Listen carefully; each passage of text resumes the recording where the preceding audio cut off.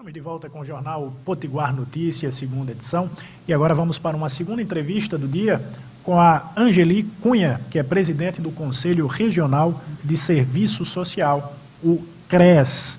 Angeli, muito boa tarde. Obrigado pela gentileza de ter aceitado o nosso convite. Seja bem-vinda a Potiguar Notícias. Boa tarde, a todos e todas que aqui nos escutam. Nós, enquanto Conselho Regional de Serviço Social, agradecemos mais uma vez estar participando aqui desse espaço e agradecemos também os ouvintes que estão nos ouvindo aqui nessa sintonia e nessa discussão tão importante e necessária. Angeli, para quem eventualmente não conhece, qual é a principal missão do CRES, do Conselho Regional de Serviço Social? Então, o Conselho Regional de Serviço Social é uma autarquia federal que orienta e fiscaliza o exercício profissional de assistentes sociais, mas nós, enquanto profissão, temos uma vinculação em um projeto ético-político muito próximo aos movimentos sociais, porque entendemos que o nosso fazer profissional se dá articulado com os movimentos, com as lutas sociais, e que a desigualdade ela é fruto da própria contradição do modo de produção que a gente vivencia, Então, o Conselho tem esse papel de fiscalizar, de defender a profissão, mas não só, de defender a classe trabalhadora em articulação com as lutas sociais. Angeli, eu queria que você falasse sobre esse caráter multifacetado, multidisciplinar do serviço social, que atua junto com médicos, com enfermeiros, com psicólogos. E eu queria que você falasse sobre essa característica do serviço social e como é que tem se dado a atuação de vocês na orientação das pessoas em relação ao combate à pandemia.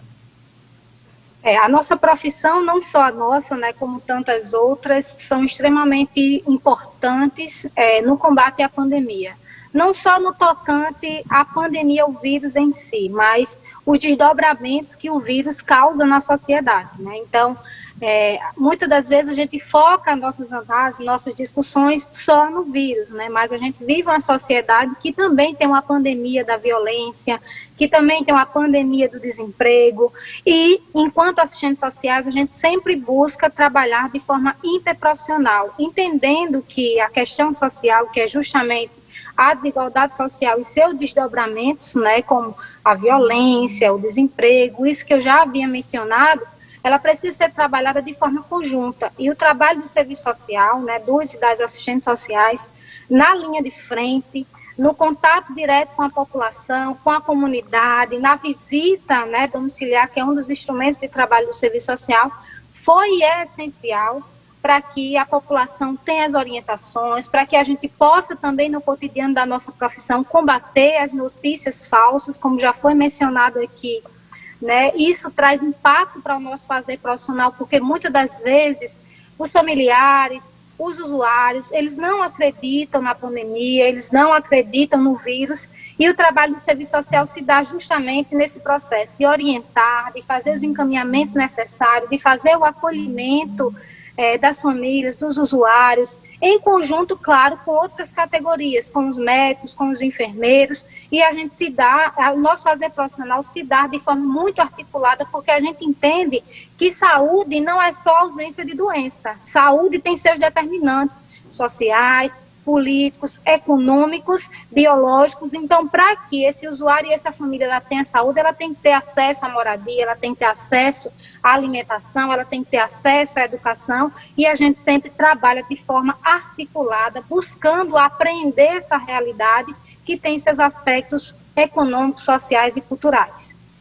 Ainda em relação à pandemia, como vocês, como instituição, tem avaliado a atuação do poder público, executivo municipal, executivo estadual, no enfrentamento à pandemia, e como é que vocês estão avaliando o processo de vacinação?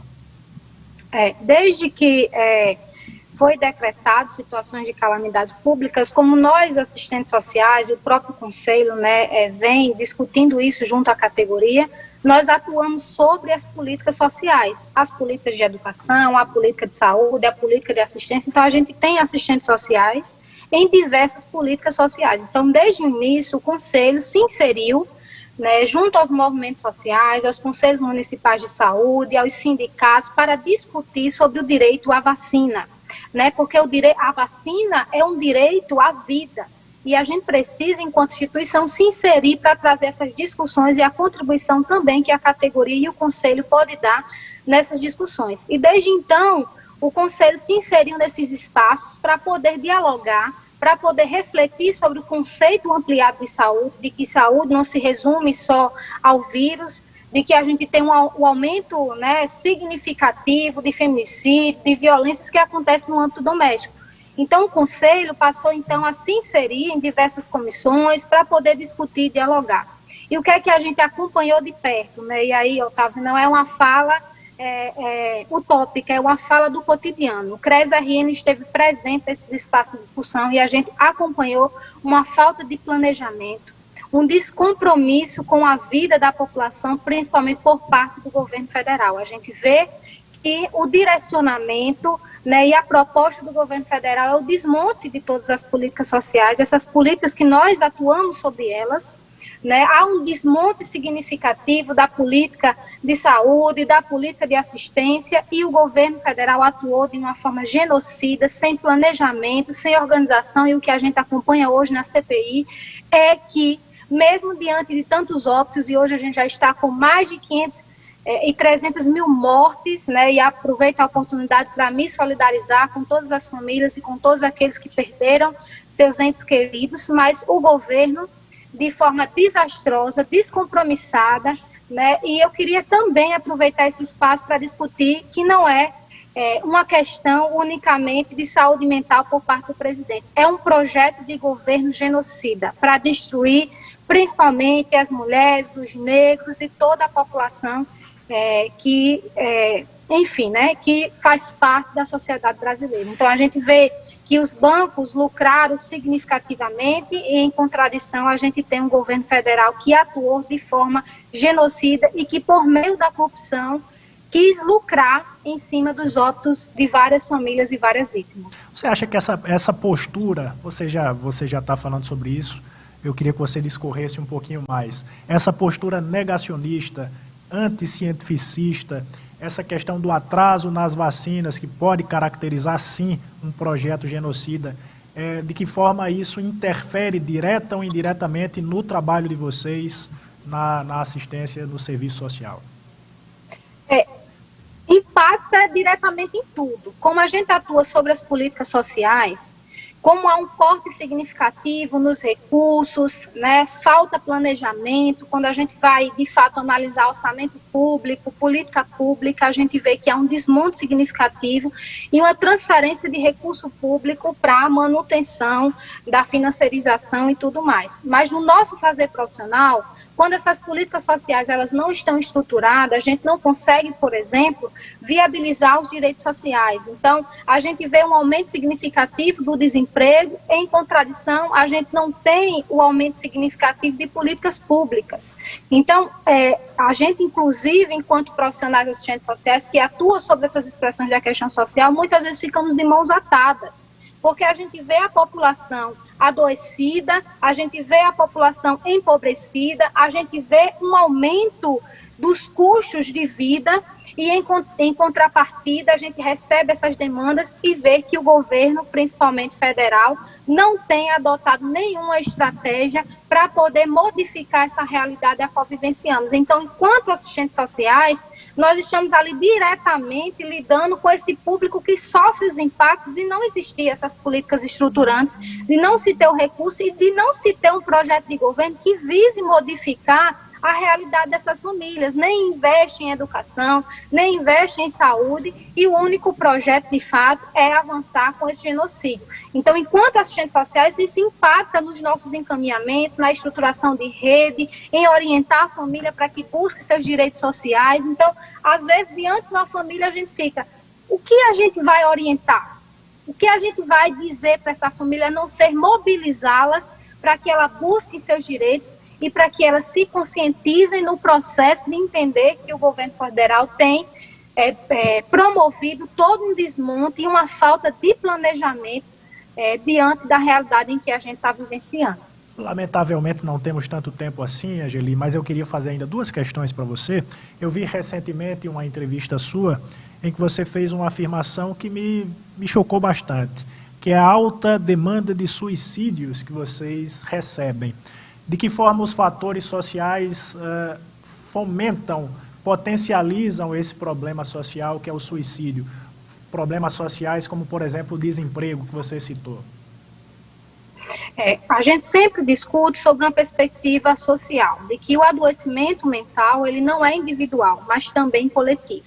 Então, a gente está diante de uma sociedade hoje, né, onde os jovens não têm qualquer perspectiva ou de emprego ou de estudar. Então, a gente atende um aumento significativo de pessoas que tentam suicídio como a única alternativa diante do sofrimento de vivenciar a fome, de vivenciar o desemprego. Então, não foram poucos os atendimentos que a gente acompanhou, né, de trabalhadores que perderam seus empregos nessa pandemia e que tentaram suicídio por não ter qualquer perspectiva de vida. E por isso que a gente sempre defendeu e esteve inserido, não só acompanhando e orientando a categoria enquanto conselho, mas de que a vacina, o acesso à vacina é um direito, mas não só a vacina. A gente precisa de políticas públicas articuladas, de políticas públicas que efetivem o direito da população.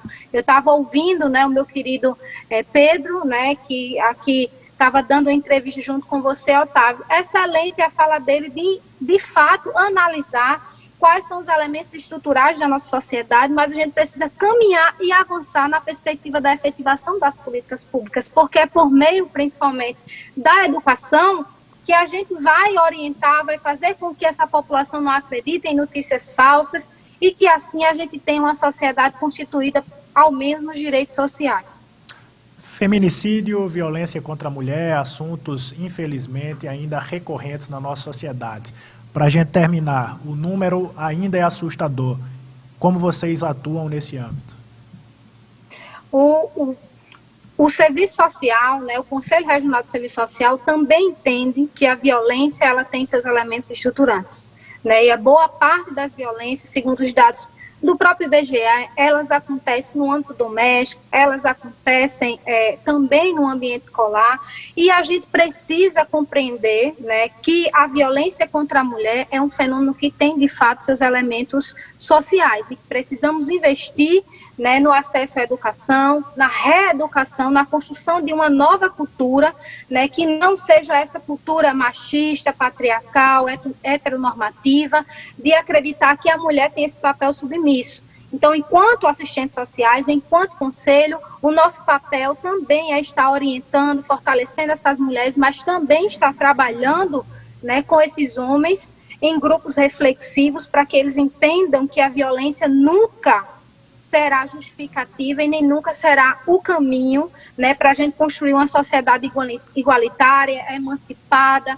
Então, a violência contra a mulher também é uma pandemia que se complexificou, né, com o Covid-19. Então, a gente tem a cada 12 minutos mulheres sendo agredidas, segundo dados, né, do Disque 100 e o 180, que são disques que recebem as denúncias, tem um registro a cada 5 minutos de mulheres que estão sofrendo violência. A gente teve nessa pandemia um aumento significativo de 13 milhões de mulheres que sofreram algum tipo de violência. Lembrando que violência não é só a física, mas é a psicológica, a moral, patrimonial. A gente está acompanhando aí o caso, né, de um DJ. Isso é um caso público, mas muitas mulheres sofrem violências e nessa pandemia não tiveram a possibilidade, né, de ter um serviço estruturante para acolher, porque muitos dos serviços tiveram que parar em virtude da pandemia.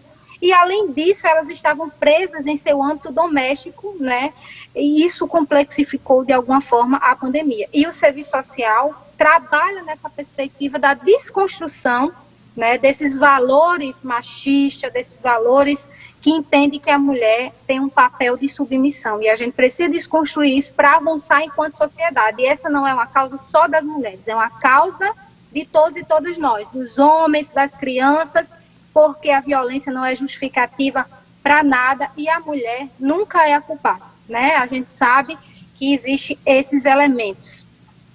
Angeli Cunha, presidente do Conselho Regional de Serviço Social, o CRES-RN, muito obrigado pela gentileza de ter aceitado nosso convite.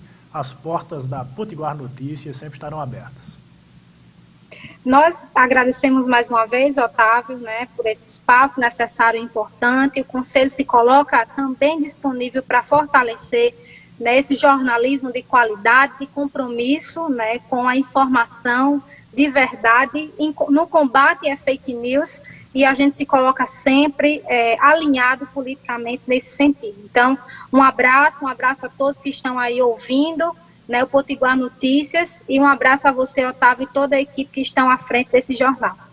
Muito obrigado. Com o fim da entrevista com a Angeli Cunha, também encerramos aqui o nosso jornal Potiguar Notícias. Amanhã estaremos de volta aqui na bancada. Até mais.